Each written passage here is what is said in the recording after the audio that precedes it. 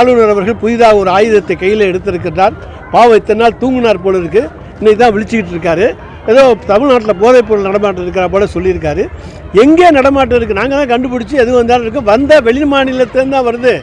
அதுவும் அவருக்கு வேண்டிய மோடியும் அமித்ஷாவும் ஆளுகிற குஜராத் மாநிலத்தினுடைய, அதுவும் முந்திரா கடற்கரையிலே இருந்து தான், அங்கே இருக்கக்கூடிய துறைமுகத்திலிருந்து தான் வருகிறது என்பது நாடறிந்த உண்மை. இதை ஒப்புக்கொள்ள ஆளுநருக்கு மனமில்லை என்றால் நாங்கள் என்ன பண்ண முடியும்? அது டைரக்டர் இல்லை, இணை இயக்குனர், அதாவது டெப்டி டைரக்டர் தான், துணை இயக்குனர். அந்த துணை இயக்குனர் வேண்டுமென்றே பழி சுமத்த வேண்டும் என்பதற்காக ஒரு பேட்டியை கொடுக்கின்றார், டெல்லியில் கொடுக்கிறார்.